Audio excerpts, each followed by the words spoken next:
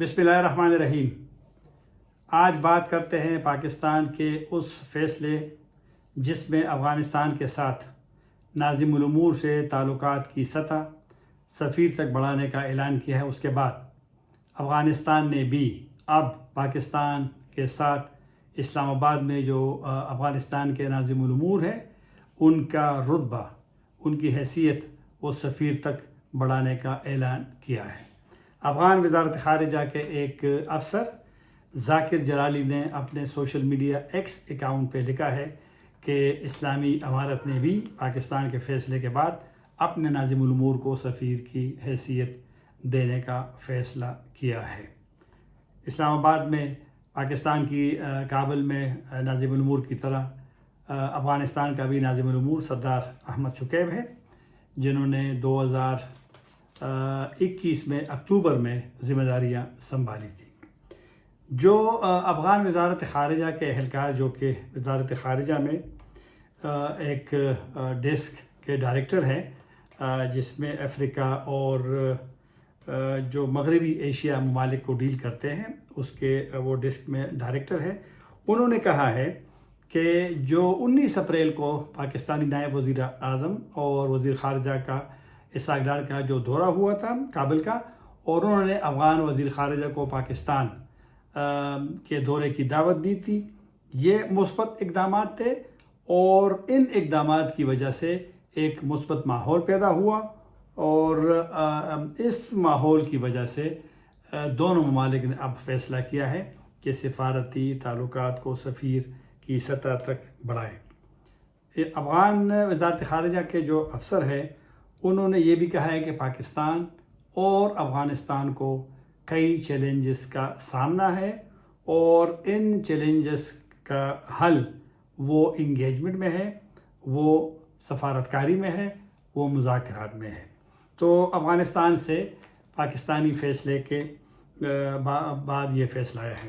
اب سوال یہ ہے کہ آخر ہوا کیا کہ پاکستان نے یہ فیصلہ کیا۔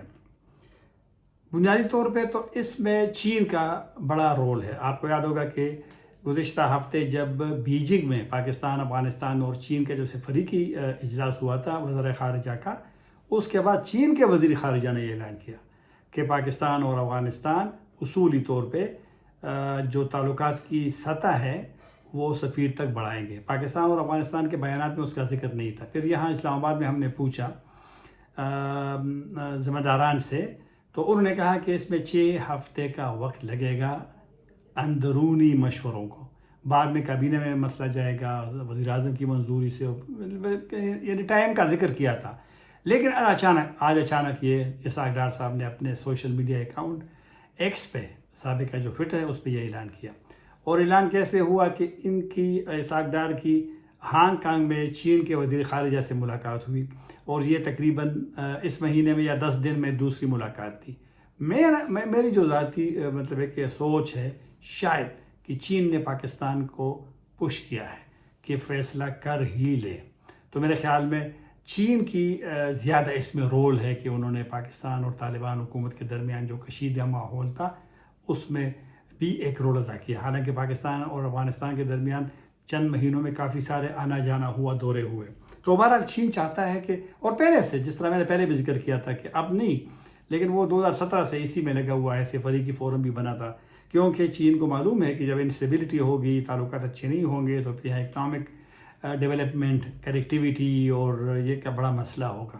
میرے خیال میں اسلام آباد میں بھی شاید یہ سوچ پیدا ہو گئی ہے، وہ تو بعد میں دیکھا جائے کہ کیا ہوگا، لیکن ڈپلومیسی، انگیجمنٹ، طاقت کا نئے استعمال، بات چیت، مذاکرات، یہی شاید یہ سوچ ڈیولپ ہو رہی ہے کہ اسی کو اگر اپنایا جائے تو مسئلے حل ہو جائیں گے۔ اور میرے خیال میں طالبان حکومت نے بھی سوچا ہوگا کہ یہ جو اس طرح ماحول چلتا رہا ہے گزشتہ 3.5 یا 4 سال میں پاکستان اور طالبان حکومت کا، ایسا شاید ممکن نہیں ہے کہ اس ماحول میں تعلقات میں بہتری ہو اور معاملات آگے چلے جائیں۔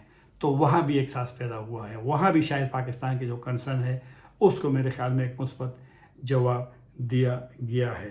تو بہرحال یہ ایک اہم پیش رفت ہے۔ اسلام آباد کابل میں جو پاکستان کے ناظم الامور ہیں نومبر 2022 کے بعد عبید الرحمن زمانی صاحب، وہ تقریباً بڑے تجربہ کار اور 30 سال سے وہ مختلف یعنی سفارتی ذمہ داریاں ان کی رہی ہے، وہ سفیر ہوں گے. یہ بھی اسحاق ڈار کے جو ٹویٹ ہے اس سے بھی ظاہر ہے، لیکن ویسے بھی پاکستان کی سوچ تھی کہ وہی جس کا ابھی 3 سال شروع ہے سفارتی ذمہ داریوں کا، اور انہوں نے واشنگٹن میں بھی ذمہ داریاں سر انجام دی ہے. اس طرح کے امریکہ میں وہ نائب سفیر تھے، اور نیو دہلی میں بھی، پھر سعودی عرب کے جدہ میں بھی انہوں نے سفارتی ذمہ داریاں سر انجام دی. اور اس کے علاوہ جو وزارت خارجہ ہے پاکستان کا، مختلف اوقات میں مختلف پوزیشن پہ وہ رہے ہیں، تو وہ پاکستان کے سفیر ہوں گے. اور اسلام آباد میں افغانستان کے جو ناظم الامور سردار احمد شکیب. اب اس کا فائدہ کیا ہے، یعنی ایک سمپل کہ اب دونوں جو ناظم الامور ہیں وہ سفیر ہوں گے، باضابطہ طور پہ سربراہان مملکت، سربراہان حکومت کے پاس وہ اپنے تقرری کے اسناد پیش کریں گے.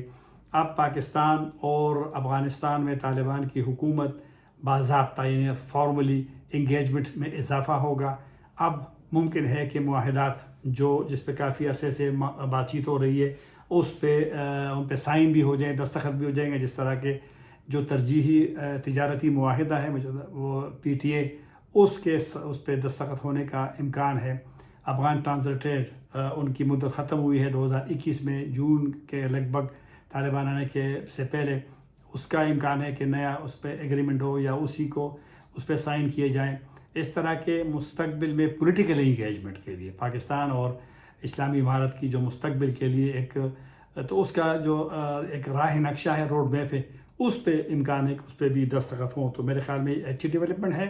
اس سے ایک بات ثابت ہو گئی، تیسرے ملک کا ایک رول ہوتا ہے تعلقات کی بہتری میں، لیکن اچھا ہے کہ پاکستان افغانستان خود معاملات کے حل کی طرف جائیں بجائے کہ تیسرے ملک کی طرف ان کے رول کا. دوسری بات یہ ہے، یہ بھی ثابت ہو گئی بات، انگیجمنٹ سے، بات چیت سے، مذاکرات سے، بیٹھنے سے، دوروں سے مسائل حل ہو سکتے ہیں، طاقت کے استعمال سے نہیں، بلیم گیم سے نہیں. تو لہٰذا جو ماضی میں ہوا ہے اس کو میرے خیال پر پوچھ ڈالنا چاہیے اور آگے بڑھنا چاہیے. اللہ حافظ.